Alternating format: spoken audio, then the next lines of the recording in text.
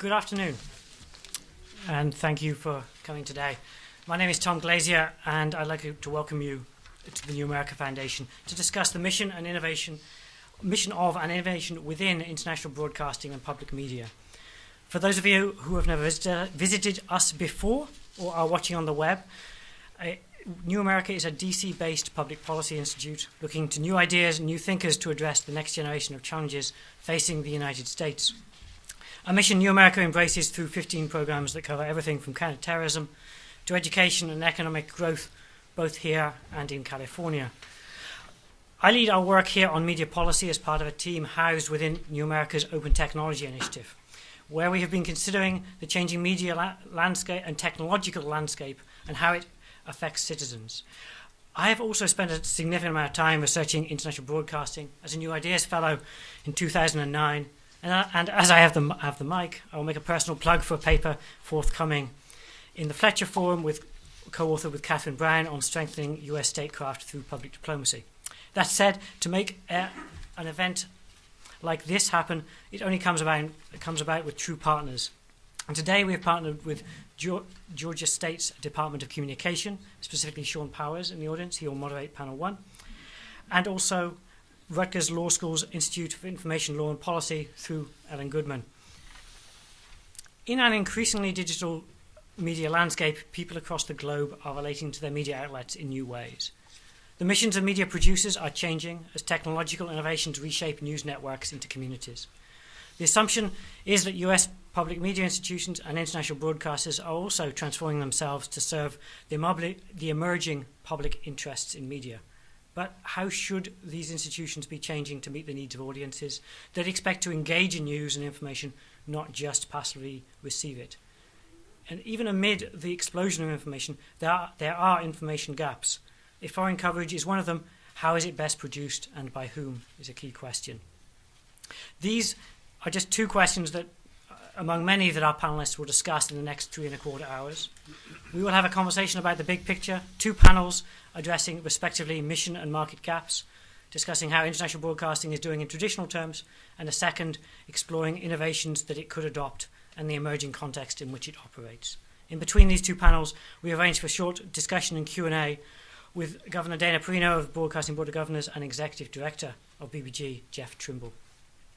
In short, we have some fine minds to focus on international broadcasting's changing role.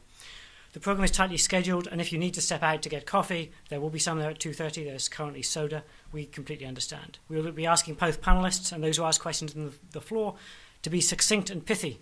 We have a lot of ground to cover and not much time to do so. And before we start, I should also mention we are being live streamed on the web. Everything is on the record forever, or I used to say at least as long as Google can find it, but now I should really say at least as long as WikiLeaks can find it.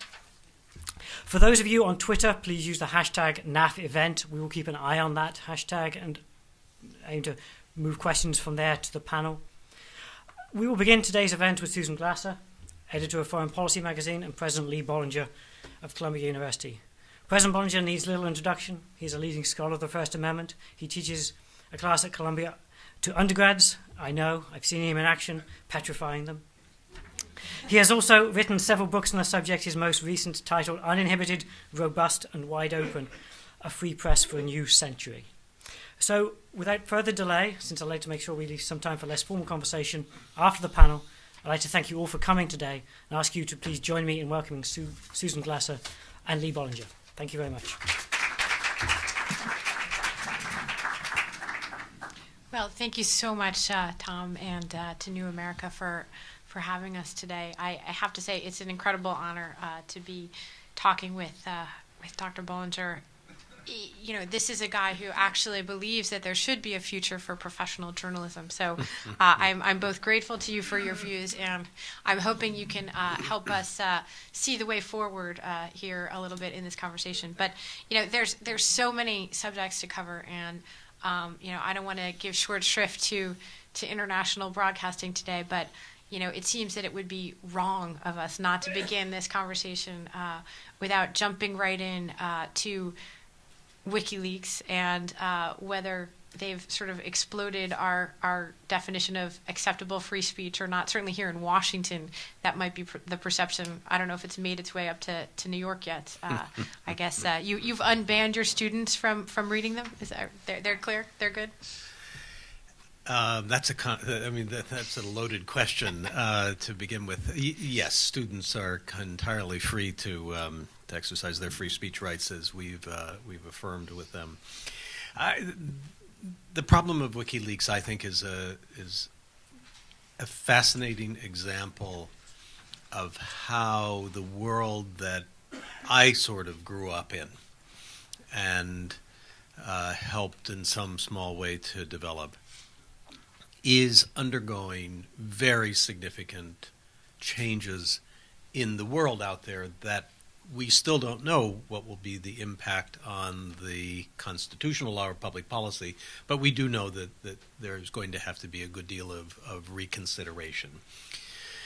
The WikiLeaks is very hard to summarize. I mean, this is essentially a Pentagon Papers problem from a First Amendment standpoint. Every society has to decide what balance they're going to have between the government's legitimate need for secrecy and the public's interest in knowing what's going on in government and the press's role in informing the public. So that's a balance that has to be struck. We came up with an answer in this country in the 1970s, and that answer, reflected largely in Pentagon Papers, was a very messy, complicated world that we affirmed. And the world is the government, we know, overclassifies. I mean, we know that for a fact. We know that government loves to use secrecy to an excess. But the Supreme Court said again and again, there will not be a First Amendment right to get the government to get that balance right. The press has no right of access to information. On the other side, we know that the press may publish things that will be harmful to the society overall. But there is nothing that the government can do to stop the press from publishing things if they get their hands on the documents. This is where it gets super complicated, and I spend an hour or 2 hours with students going through those complexities. Pentagon Papers was a prior restraints case. You see in today's Wall Street Journal somebody arguing that, in fact, you could criminally prosecute the press for... Yes, we have a similar piece on our site today. I mean, it's absurd. So it's just not, I think, a good reading of the First Amendment to think that the holding about prior restraints would say nothing about subsequent punishment. But it's a complicated case. Essentially, the press is and has been free to publish even things that are very harmful to American interests. And it's only with the publication of things that may result in deaths of people where the government might be permitted to intervene. So the people in the government who hand over documents, they don't have a First Amendment right. And the press, even though they know that they are getting illegally obtained and purloined documents, they have the right to publish and they cannot be prosecuted. That's the world we created, a war between the press and the government over information and secrecy. WikiLeaks raises this in a new way, obviously, and I think there are two very important points. I don't believe that this will ultimately change the outcome as this new problem ends up in the Supreme Court, but it might. The first difference in the WikiLeaks event is we now know that extraordinary amounts, unprecedented amounts of government information may very easily and quickly enter into the global information realm. So it's one thing to have a Xerox machine and a person who has inside information and may go to the Xerox machine and start producing things. It's another thing when you can take a disk with hundreds and thousands and millions of documents and just immediately spread it around the world. So the risks to the governments, to societies, as a result of disclosure may be significantly greater. Mm-hmm. And the second difference is one that's a little harder to talk about. But I would put it in an oversimplified way as this. In the 1970s, when Pentagon Papers was decided, there were monopoly newspapers, and there was an oligopoly of networks, national networks. And these were journalistic institutions that you had a strong sense were, quote, responsible institutions. And the government could turn to them in the event that there was unauthorized disclosure, because in Pentagon Papers, the press actually called the Attorney General and said, we have these documents. We'd like to know what you think. And great journalists will tell you, as you would, Susan, that if you have documents that you think may be a risk from disclosure for American security interests or otherwise, if you are told by Secretary Gates, on a scale of 1 to 10, how harmful will this be to the government, or to the society, and if he says 9, the most serious, you will seriously consider not publishing that and probably will not publish it. That is not the world we have with Mr. Assange and other people like him. That is, we cannot expect the same degree of alignment of interests between the society's interests and the people who may end up with the disclosed documents. And therefore, it raises this profound question. Is the balance that we struck in 1970s, 1960s, and 70s, is that balance, which has worked very well, now really at risk? Yeah, I mean, basically that was a legal framework and a legal system for a different era. That's the argument. I mean, that's the question. I think, when your point reminds me, what's the most sort of serious recent disclosure we've seen, in the pre-WikiLeaks era, right? I think probably you'd go to the New York Times publishing of the various NSA secret programs, right? And again, that truce, very fragile truce perhaps, but it's held more or less. That's they right. are attempting to prosecute leakers as a result of that, but in the end, never even made a serious case. They can't revisit the prior restraint. They haven't tried to. It didn't seem to have, in some broad, at least known way, significantly, reshaped American national security, although it clearly had some behind-the-scenes impact. Yes, I mean, I think your overall point is exactly right. The system of a kind of war between the press and the government over information and secrecy has worked pretty well. It's hard to point to any incident where major disclosures were made by the press that seriously harmed American interests in ways that we now look back and say that was really inappropriate, and so it's worked reasonably well. You can say that all the things that I've said that raise this to a different level, and you've agreed with, you can say that there's really nothing that can be done.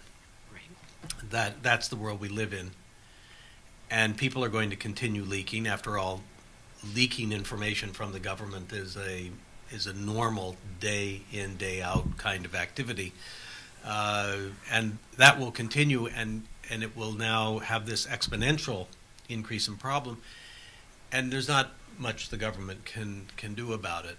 That's possible to take that position. Up to this point, again, as you alluded to, the government has, over the centuries, has not really prosecuted government employees who do leak. I think it's fairly clear under the case law that we have inherited that there is no, as I indicated, First Amendment claim on their part, that they're giving information to the press and that's feeding the public. So they really are at risk. The Espionage Act of 1917, which is the governing sort of law for this, is not very clear and not very well thought through. That could be amended, and there could be more actions brought against government, against leakers. But still, that's sort of where that is. On the part of the press, you could say, as the op-ed I referred to today in the Wall Street Journal sort of says that if there's bad faith on the part of the press, if you could show that there was bad faith on the part of the journalist in publishing the documents and they were seriously harmful, you could prosecute the press. I mean, you could go that way. It would strike me as deeply, deeply against the constitutional values of our country. Yes, well, divining intentions of the press, I can tell you from firsthand experience, would be a difficult task indeed. There's bad faith enough to go around, right? But it's interesting. I do think this connects back to some of the broader points that you've made in your writing and your scholarship, which is what is the role of professional journalism in such a changed information environment, and look at the coverage of WikiLeaks themselves as a good example. The New York Times approach versus the everything out there approach. How do you see professional journalism navigating this new media environment? Well, again, that is a very important question. My overall position is that we as a society, and I think as a world, but just focusing on American society, are not devoting the amount of intellectual resources to understanding the world that it corresponds to the degree to which we become interconnected with the world. So I think we all know that globalization is one of the defining characteristics of our era, and there are countless statistics and killer facts you can point to establish that.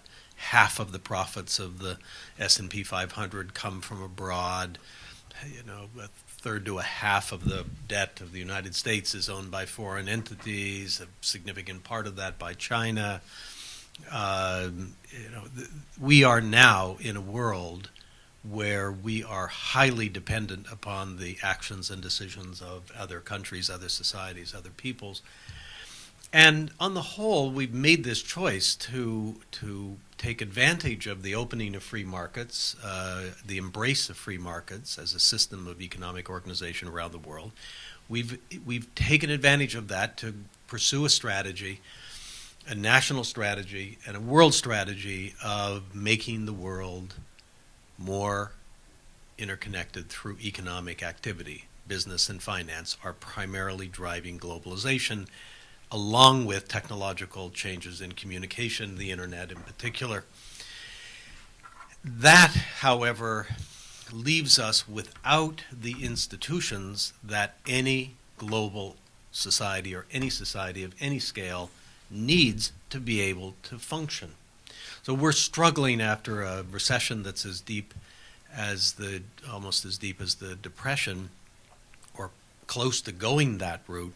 We're struggling to find ways globally to understand what to do about this global financial system. And we've invented something, Basel III, for banking, and that's working okay. And we're trying to figure out other kinds of institutions that we go from the G7 to the G20. But we really are dependent upon how banks in Europe fare. We really are dependent upon how China behaves with respect to its economy. I mean, the fact of the matter is, when you ask knowledgeable people about how the American economy will evolve over the next decade and more, the primary answer is we are depending upon the Chinese consumer and the Indian consumer and the Brazilian consumer. That is the place, or those are the people who will, as they become more and more, they have more wealth, they will want to live in the ways that we think of, and then they will buy things and we will trade with them.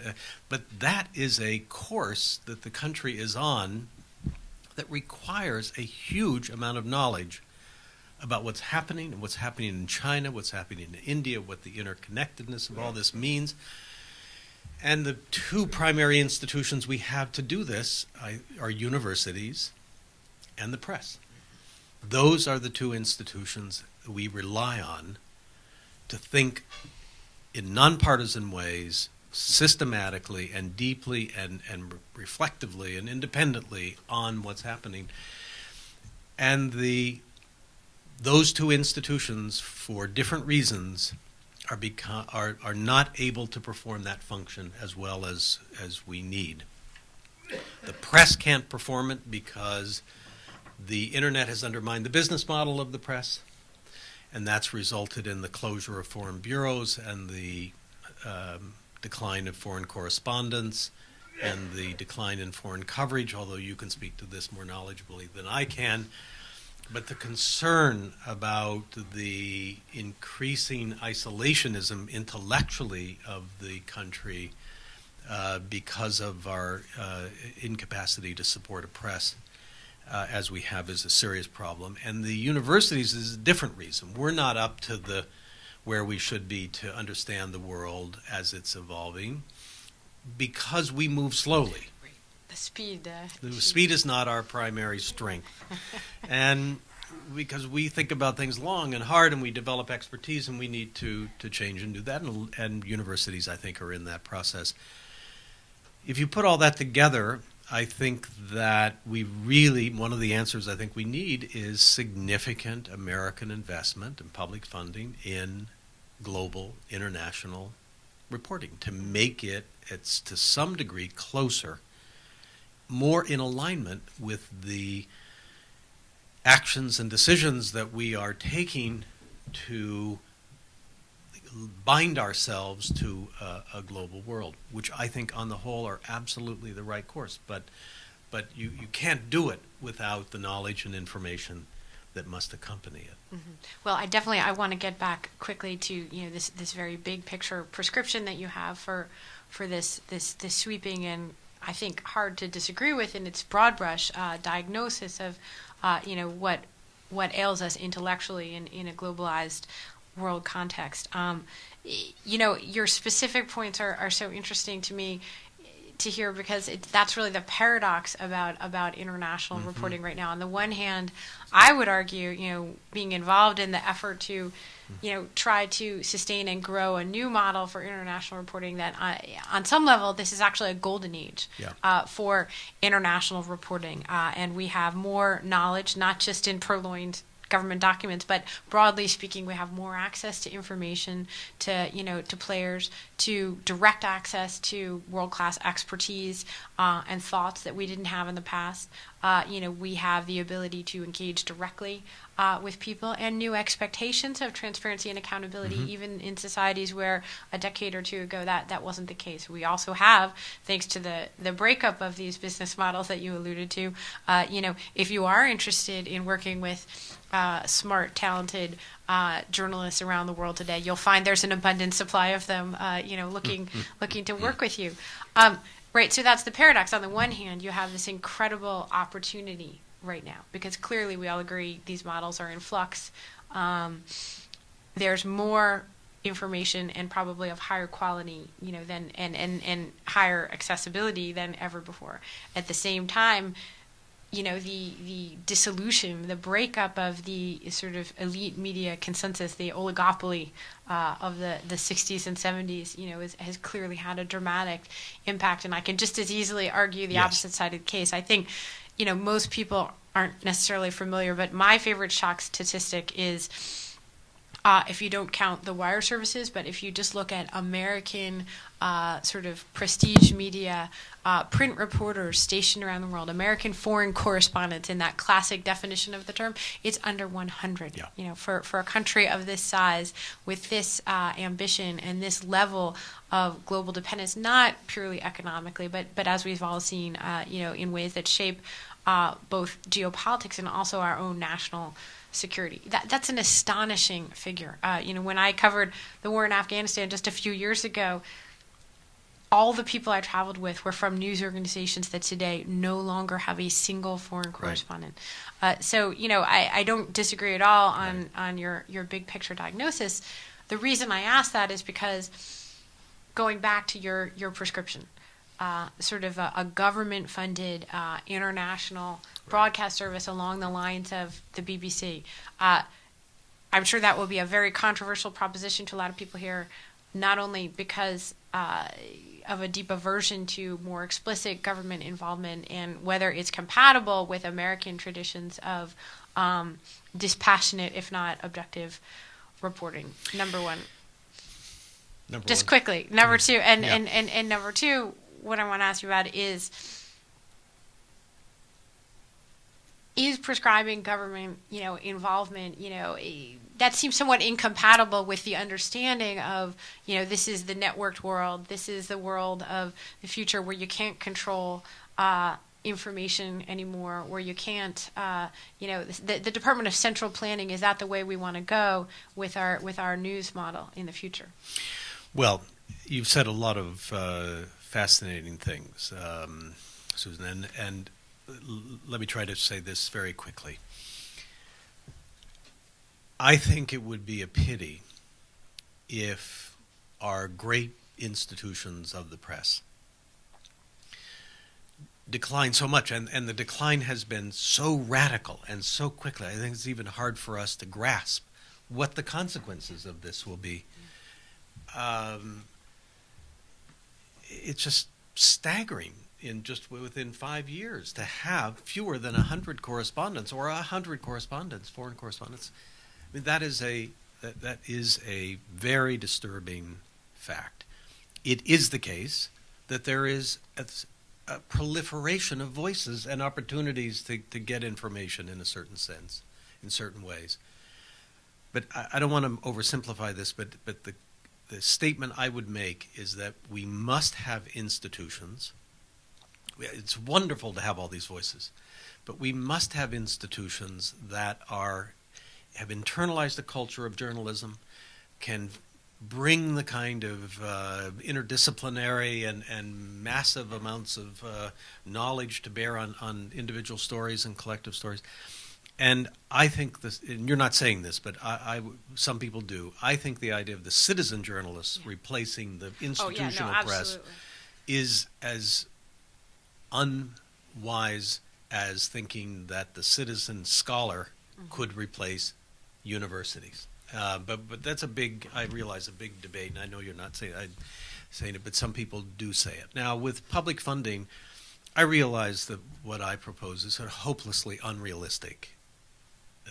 I mean, it's just nobody in this room is going to rush out and to argue for a BBC-style American version. I mean, an American BBC, what I would call an American World Service. We have Voice of America, Radio Free Europe. These are significant journalistic enterprises. But my feeling is, to cut right to the point, I think they are not going to be perceived as independent of the U.S. government over time. And our NPR and PBS are too small to really make this kind of presence in the world.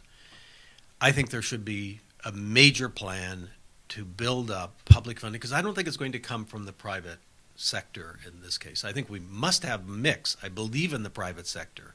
I serve on the board of the Washington Post Company, as you know. I believe in this. My father ran a small-town newspaper. I think we want a robust private sector of the press.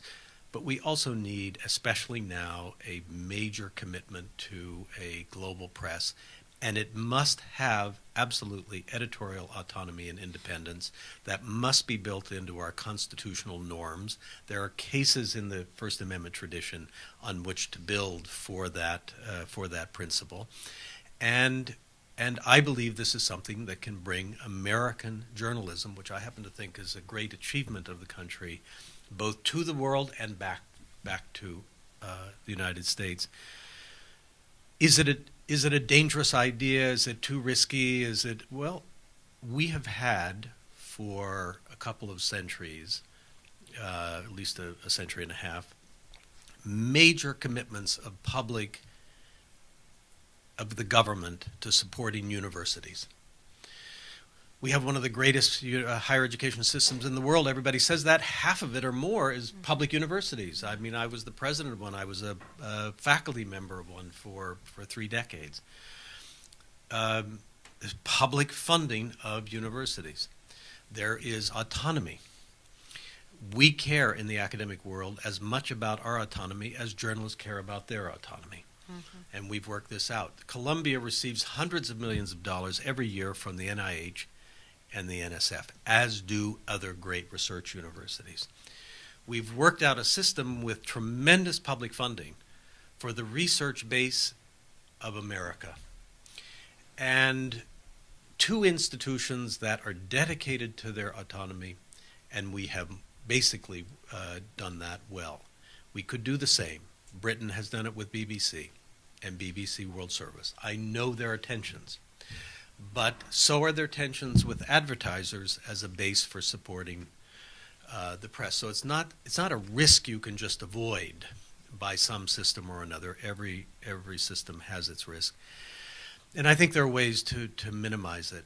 But my view is that if you go back to the basic point, we are out of alignment in a very dramatic way between the actions we're taking, the courses we're on, the course we're on as a society, and the information we need to be able to make that a positive outcome.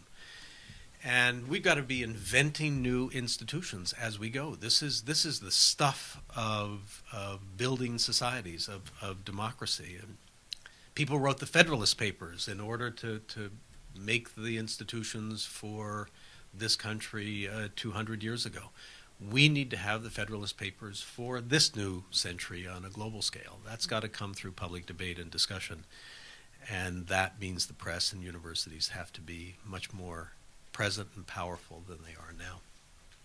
President Bollinger, that's just a perfect note to end on. I have to say, I hope that, I wish you luck in this intellectual quest, and we'll be first in line standing there waiting for our government grant once this new system has been worked out. It's really a great honor to have you today. Thank you very much. It's Thank a pleasure.